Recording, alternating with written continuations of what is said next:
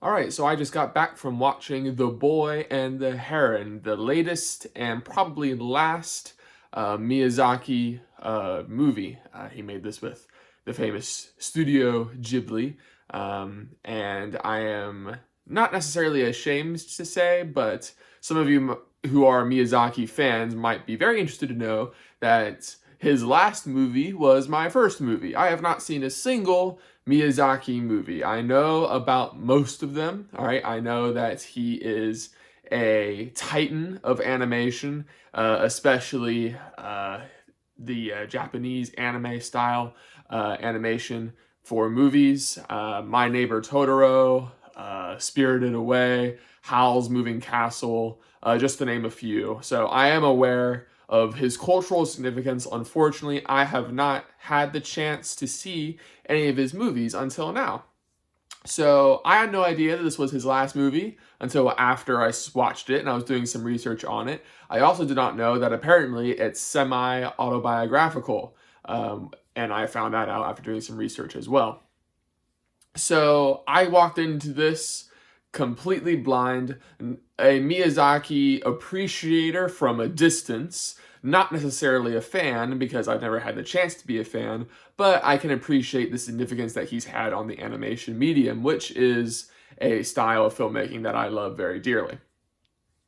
So I'm very happy to say that I had a very good time watching this movie. It was so refreshing after watching Trolls Band Together and Wish, two very, very generic movies and made by some of the biggest animation studios working today, DreamWorks and Disney, and just that they're pumping out such bland corporate nonsense that it was so refreshing to see that someone is out there who is still able to make an animated movie that is refreshing, that is new, that has interesting things to say, that is creative in its imagery, and that is just a delight to watch.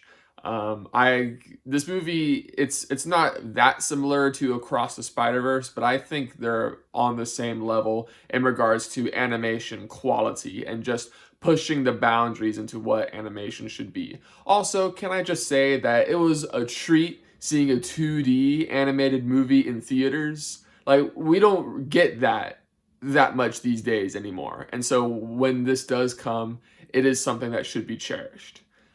So that's where most of my praise for this movie is coming from, as someone who enjoys animation, who wants animation to be as creative and interesting and new as possible, and frankly being disappointed by how bland and generic not only the story, but also the animation styles of DreamWorks and Disney has been lately. To see companies like Sony and Studio Ghibli doing interesting stuff is good to see, and I hope people go out and see this movie and give it support.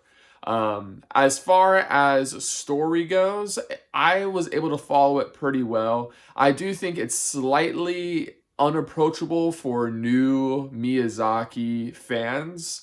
A lot of stuff that happened in the movie made a lot more sense to me once I found out that it was supposed to be autobiographical and that it was his last movie. Then a lot of things started to click for me. That's not to say I didn't enjoy the movie. Again, I just was blown away by the uniqueness of it, I would say.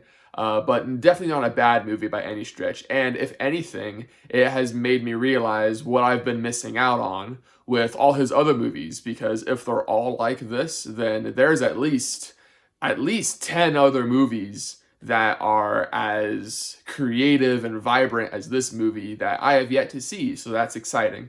Maybe I'll watch them all backwards. I've started with his last movie and I'll just keep going until his first movie. That would be an interesting thing to do.